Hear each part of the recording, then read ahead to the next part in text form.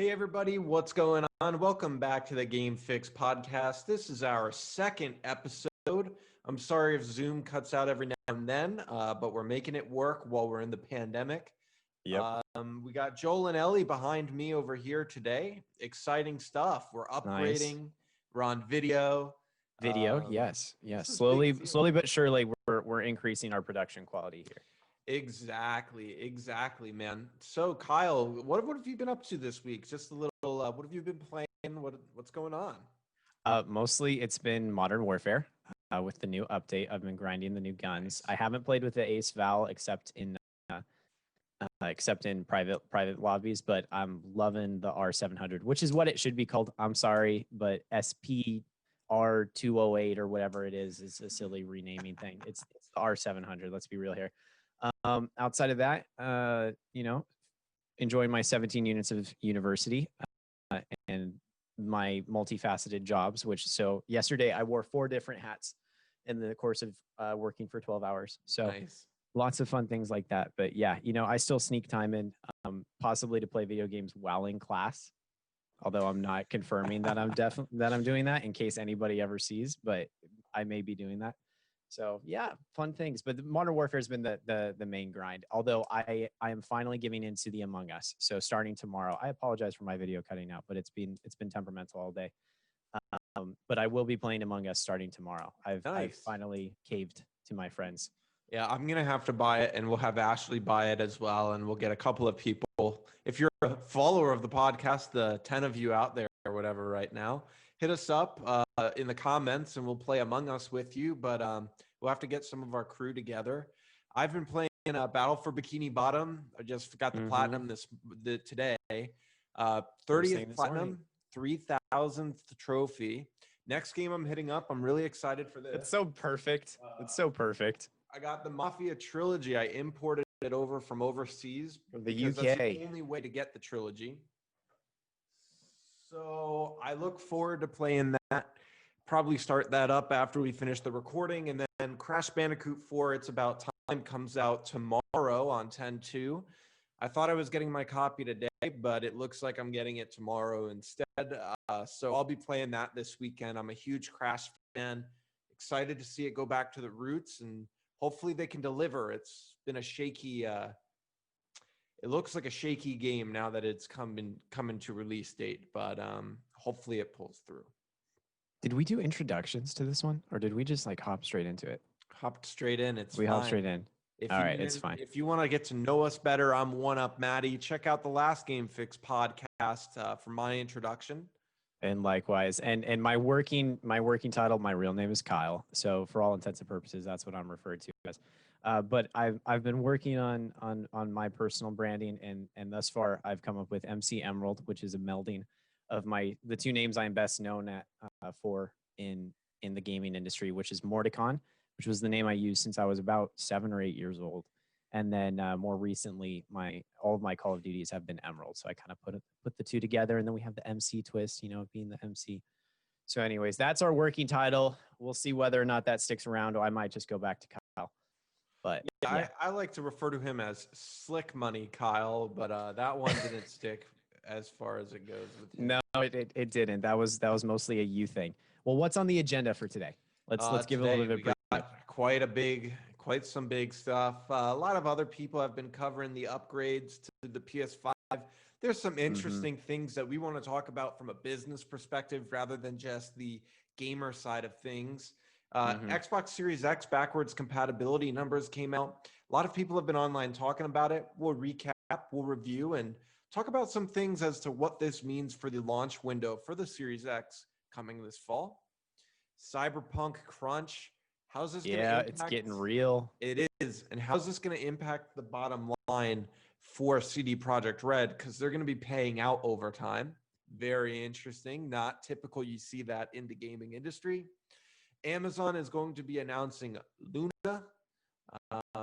And that is, well, they already announced it. But that's just a high-level overview of the topics. We got some other nooks and crannies that we might be going into, but I'll bring up the Unity IPO later because that ties into Epic Games and that whole shenanigans that we mentioned briefly before. That's going to be awesome. And then maybe some memories of some console launches getting right around that time. We'll see how we do on timing this time. And all right, well, why don't we just switch gears? This should be a quick topic, a little fun, a little different, something that we haven't talked about in the 1 week that we did this. But Steve is in Smash Coming Brothers. to Smash Bros. Yeah. I'm stoked. This morning, we got a big drop from Nintendo. We did not only get one Smash character today, we got four Minecraft characters: Steve, Alex, Slenderman, and the zombie. It's not Slenderman, the Enderman. I was gonna say Yeah, not Slenderman. that would be cool though. That would be a cool. That would be a cool. Have some Smash sort of like character. teleportation mechanic or something That'd like be that. good. I'd get behind that. But I'm not too big into Smash. I play it, but I suck. Same. But it seems like the community is. I was pretty good in my this. neighborhood, though. I will say I was one of the better kids in my neighborhood. I've always sucked at Smash, even Melee, the original. I've just not been good. I was the dude with the 64 when everybody was on GameCubes, so they would come over to my house to play like the Nintendo 64 version. Kyle grew the third hand out of his stomach so he could use the joystick and have enough hands there. Effectively, yeah. But the community seems split amongst this decision. I think it's huge for Minecraft to be in the game. It's a fun crossover. It is a fun crossover, but it looks like Steve might be broken, to be honest, because all of the stages had to be redesigned so that they could build. And now they're going to be able to build like towers of Minecraft blocks. And it looks like they're going to be able to use pistons as their ultimate smash to shove people off the map. So I think they might be a little overpowered at first, and balancing might be interesting. But well, I can't think of any other game developers, Activision, that like to add weapons or characters to games and have them be broken to build hype for the initial couple weeks and then nerf them into the ground. That's definitely not common practice within, within games. Ditto to that. One thing I would like to talk on though is the omission of a big FPS character in Smash.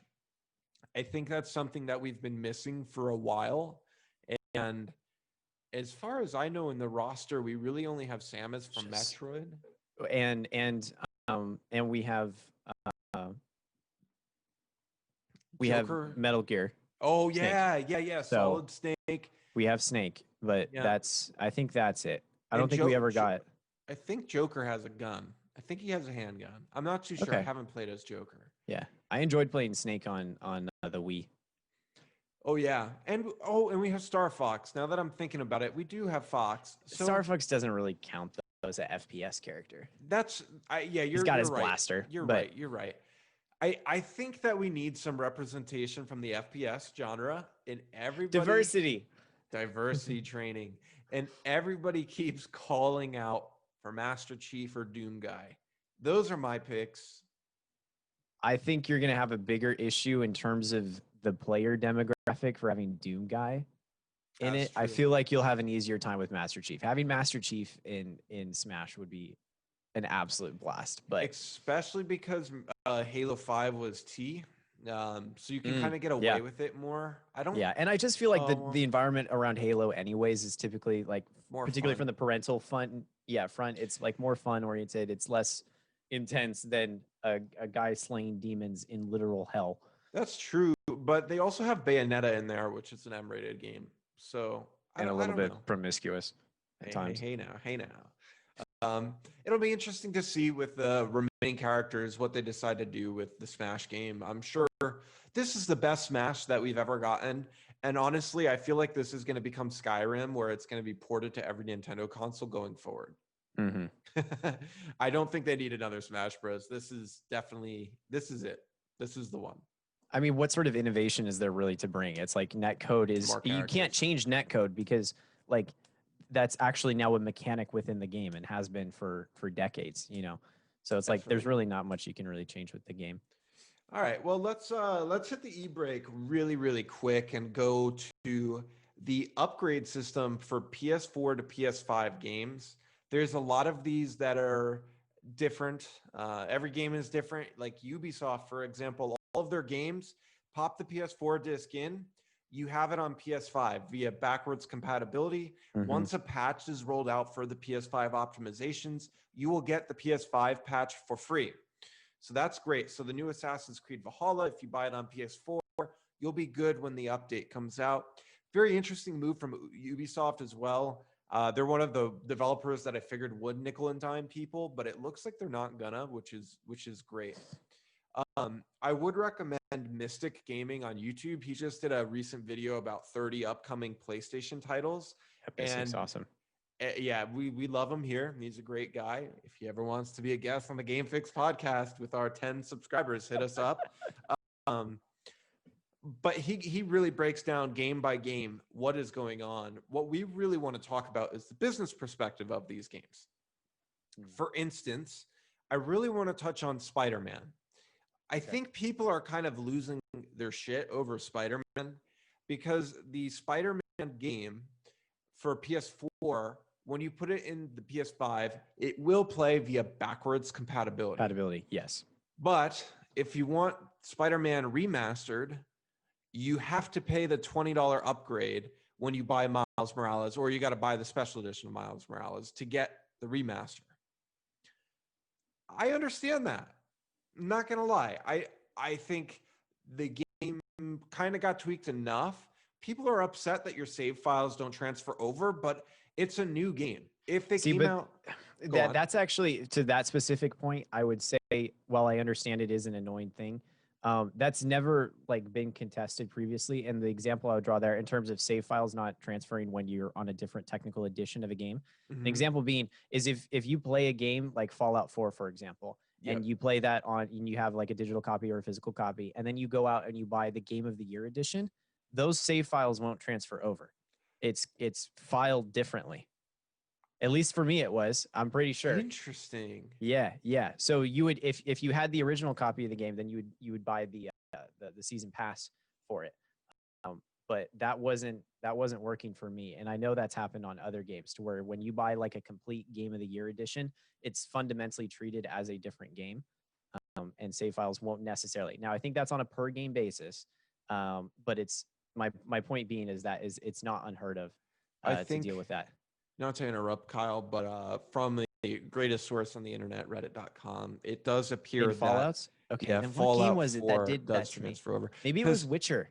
My understanding of Fallout is that the game disc is the original disc, and you got a download code for the season pass. Okay, then it must not be Fallout, but I've definitely had a game. Maybe it was Witcher. I can't remember. Here's the end all be all of this. It's a different version of the game. It's running on completely new architecture. It might be the same engine, but it's got new graphics. It's not going to be the same UPC if they ever decide to release it physically. And yeah, you can, I guess, give the upgrade patch, but I have a feeling that they decided to change it in the software files, that this is treated as like a new application. I found it. It was Witcher. Sorry to interrupt. Witcher. That's the game that I'm thinking of. Sorry. Okay. It was one of those games where you invest 100 hours into. So yeah, in the case of Witcher, if you had the original game and then you got the Game of the Year edition, the caveat is your save files wouldn't transfer. And that's CD Projekt Red, which is very pro-consumer. Yes. Spider-Man here, I get it. People can be pissed. You're going to have to pay for the upgrade. But you guys should watch reviews online and be informed as to is this upgrade good enough to justify that price tag? I think the new graphics look shitty, to be completely honest. Peter Parker looks like the dude from 13 Reasons Why. He doesn't look right, and the original game to me looks better. The textures, the shading, it looks really good. I've only seen screen caps, so I don't think that the ray tracing is good enough. I wouldn't recommend that you guys pay the $20 to get it. Play it through backwards compatibility. Wait for it to go on deep discount if you do want to get it. And hey, you get another trophy list if you do, and you get the second platinum, which would be huge for trophy collectors. Fair enough. But so you have Sony's tactic, which in all reality, Spider-Man Remastered, let's call that a new game, right? Sony's actually being pretty damn fair outside of Spider-Man, and everybody's up in arms going, oh, Spider-Man this, Spider-Man that. Look, if you buy Sackboy's Adventure, if you buy Miles Morales Horizon Forbidden West on PS4, and only the PS4 copy, you pop that into your PS5, free upgrade to PS5, you get the download for ray tracing, and you're good to go. You're not paying extra for it. I think that that's fair. Hey, you buy the PS4 version and you're good to go. Spider-Man's different because it didn't come out in the launch window of the PS5. It came out a couple years ago. Mm-hmm. I just don't think that they overlap. It's not a cross-gen game like these ones that are coming out, and cross-gen games are a whole new topic. And the whole space of remaster versus remake, and like what is a sufficient, you know, update to a game to justify it being, remonetized is kind of a weird area. I feel like in the case of Last of Us, like no one really complained just because everybody wanted to play the new game on their PS4s. And so like a mild graphical fidelity and a better frame rate was all anybody ever wanted. And which is essentially what's happening here with Spider-Man. It's a fidelity update and it runs consistently at 60 FPS. And I think The Last of Us remastered is a totally different case study here, because The Last of Us originally released in 2013 at the end of the console life cycle. I believe it came out in June. I should know that. It's my favorite game. It's literally behind you right now. But I'm pretty sure that it released in June 2013, which was months before the PS4 release. So yeah, Sony wanted to milk it, if you will. But let's be honest, nobody was looking at The Last of Us as this next gen experience, or people. I don't want to compare it to Rule of Rose because the game is much more common than Rule of Rose. But Rule of Rose came out at the end of the PS2 life cycle, so everybody was sleeping on it. People weren't thinking about The Last of Us on PS3. They were thinking about, what is Sony doing with the PS4? Last of Us sold well because it got amazing reviews, and Rule of Rose probably would have if it got 10 out of 10 masterpieces, which it isn't. But I do think that The Last of Us was justifiable because a lot of people were coming from Microsoft to Sony for the first time and had no PS3. Mm-hmm. However, so Sony, mixed bag. If you guys don't like the Spider-Man remaster debacle, hey, at least you're getting Miles Morales. Buy it on the PS4. Get the free upgrade to PS5. Now, before we kill this topic with a stick, I really want to talk about Activision's approach to Call of Duty, because this one's aggravating me a little bit. If you buy the digital edition for $70, oh, here we go. Okay, yeah, you get PS4 and PS5. Mm-hmm. If you buy the digital edition for PS4 for $60, you only get PS4, and you can play it through backwards compatibility on PS5. Likewise, if you buy the PS4 disc, you can play it via backwards compatibility, but you don't get the PS5 optimizations. Exactly. It's treated as the PS4 version of the game. Correct. And if you would like the PS5 version at a later date, you pay $10, and then you could download the patch for the PS5 version. What's the issue there? I think that Activision should make this a PS4 to PS5 seamless transition game. What's really the difference going on behind the scenes here? I don't really think there is any, other than the fact that they know they can get away with charging $69.99 for new games now. And I have something to say about that when you're done. Yeah, go for it. Sure.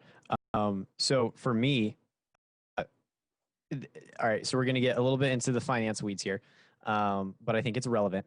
So there's this concept in economics called inflation, okay?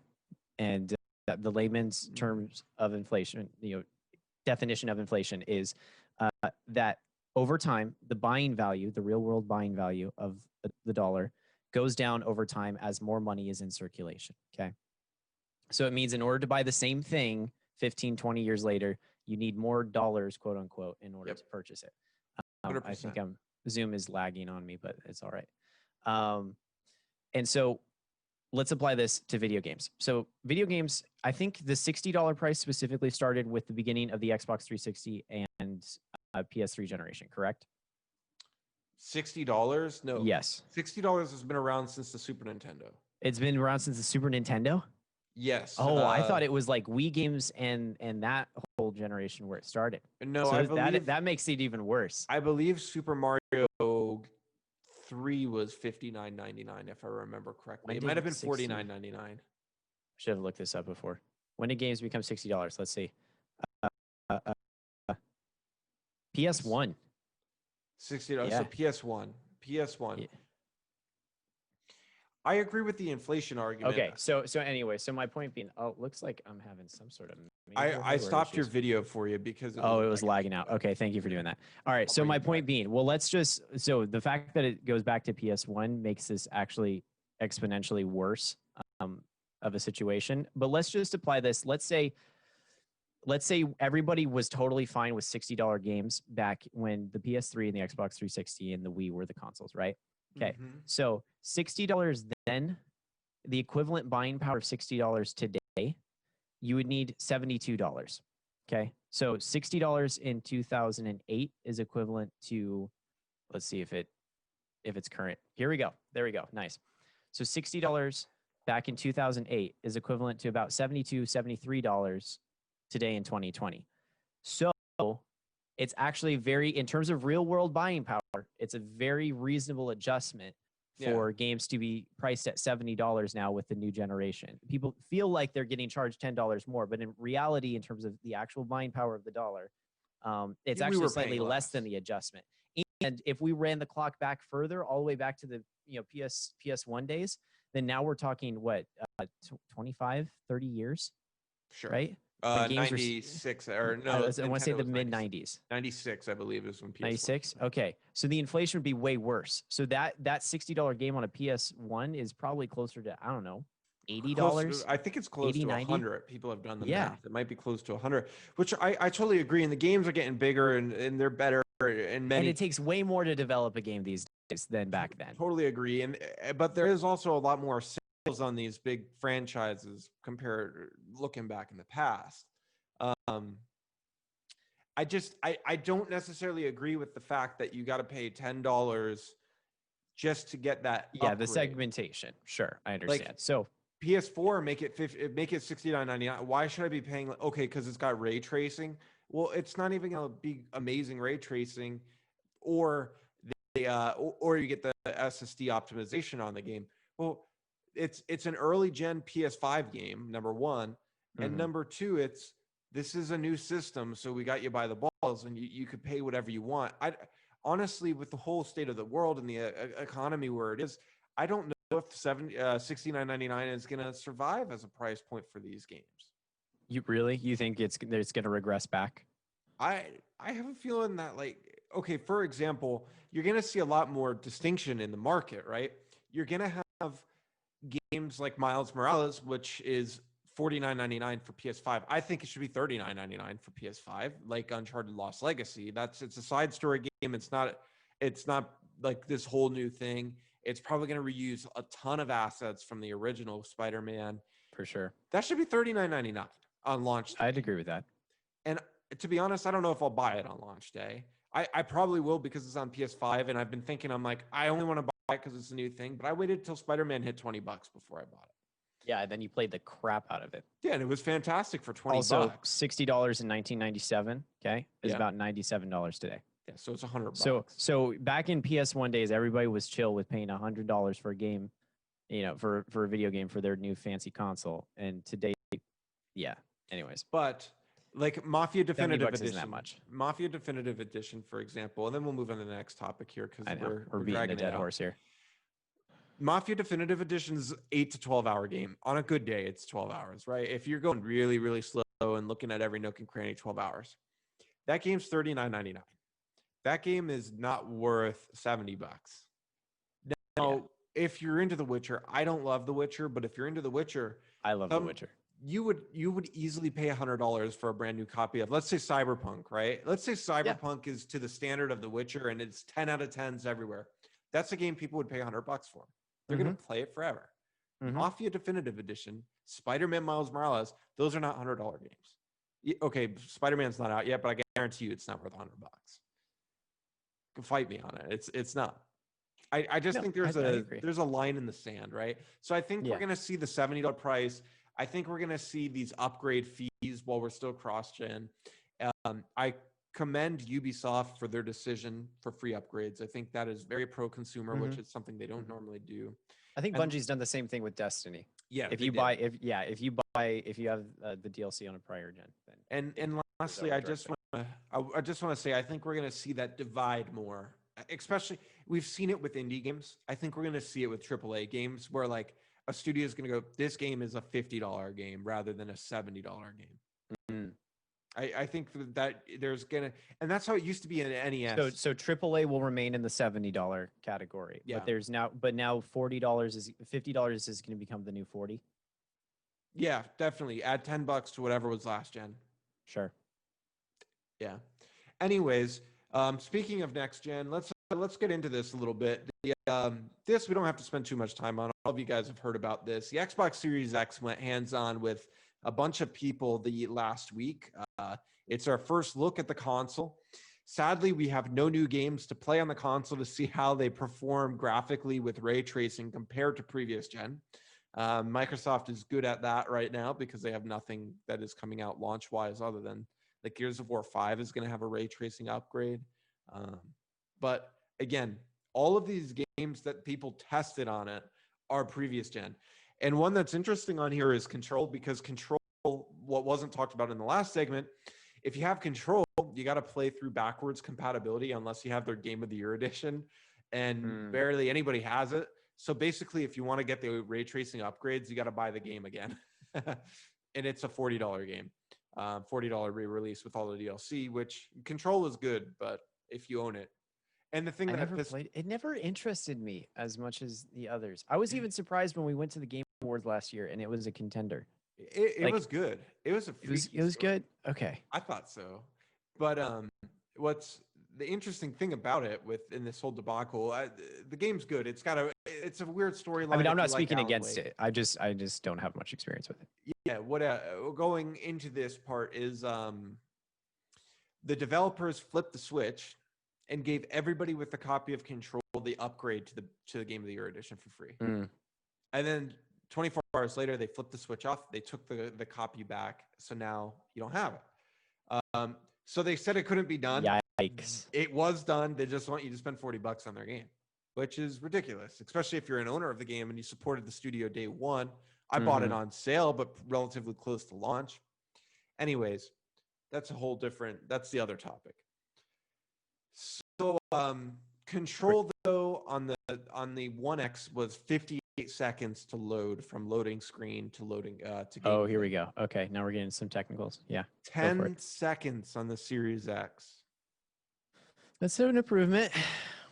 Final Fantasy 15, 1 minute 11 seconds, now 13 seconds. One of the big ones that I really want to point out, because Kyle is really into Destiny and Warframe too on this graph. Destiny 2, almost 2 minutes down to 43 seconds. 43, yeah. That's pretty impressive. It's impressive. It's not on the same magnitude as the other ones, but it's still an impressive reduction. Here's something to remember on Destiny though. If I recall correctly, the update for the optimization is not out yet. Yes. Since there's no update, that is just a raw backwards compatibility. Yeah. That's just backwards compatibility. Now, I think an improvement in hardware. Yeah. I think you could see it go down when it's optimized for it, man. Warframe from 1 minute and 21 to 25 seconds. Oh, dude, I've probably spent a year of my life in Warframe loading screens, I swear. Yeah. And Destiny Orbit. And now you can do seconds instead. I think Red Dead over 2 minutes on an old Xbox One X, 38 seconds on the SSD. These are insane improvements. Yeah. I'm not impressed with the launch lineup for next gen, but seeing these optimizations makes me want to buy a PS5 or a Series X just to play last gen's games. For quality of life improvements. Yeah. You look at it and you go, how much time do I waste at a loading screen? Yeah, no, seriously. Like imagine if you tallied up all of the time that we've spent waiting for games to load, and particularly with this sort of weird phase that we've been in where the assets file sizes have like just bloomed in scale. I mean, Call of Duty 200 gigs. It's insanity when it's not optimized. And then we're trying to load that on last gen hardware that's running probably, I want to say, are PlayStation still on 540 RPM drives or 5,400 RPM drives, or is it a 7,200, I believe. It's a 7,200. Okay. In either case, it's still a hard drive, which is just a fraction, orders of magnitude slower than even a crappy SSD. So now that we're on NVMe drives, M.2 NVMe drives, 4th gen, which we can get to if we want to talk about the new Samsung drive being the compatible one, or most likely the ideal candidate for an expansion on like the PlayStation, that sort of stuff. I mean, it's just we went from 0 to 100, you know, in Overnight. 50%. Yeah. Well, and it's interesting because if you pop a SSD into the PS4 right now, you don't get these load speeds. They're improved, but they're not that good. Mm-hmm. So there's something to say about that M.2, the NVMe drives, and I am curious how they're gonna, like, you know, with PlayStations, and I really haven't seen a whole lot of discussion on this, but how they're going to implement the fact that, you know, they have this proprietary 825 gigabyte drive, and then we're gonna just slap you know, a standard hardware structure, you know, PCIe Gen 4 drive, and it's like I'm curious to see what sort of optimizations they're still able to leverage with that third party and potentially a broad spectrum of third party drives, with kind of their whole pitch of, you know, placing assets in sort of an expansionary RAM state to where, you know, it'll be interesting. It kind of feels like it's conflicting a little bit. hey, well, we'll see. And the other thing that's interesting about this is you can have 6 games suspended at the same time. So you could just have them running in the background and pop in and it's ready to go. I think this will change though with the Series X games and the PS5 games when they are only on those systems, I would imagine, because those are going to be bigger. I'd have to imagine. They said they're going to get smaller because they could read the assets quicker, but let's be real here. Like Demon Souls is a hefty file size already. So, and on the Series X, it's important to note like 200 gigabytes go to system files.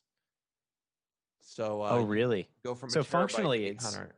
yeah. So functionally, it's actually a lot closer to the Sony drive in terms of what's usable space. Yeah, but what's going to happen with the Sony drive and their usable space?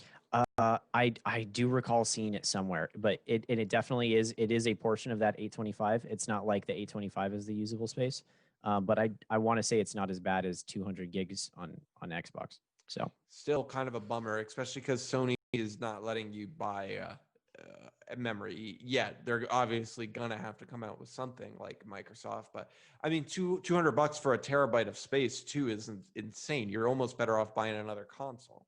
yeah, no, that's And true. I mean, for resale value, at least you have something that's worth money. Because I mean, the hard drives will be worth money too, I guess.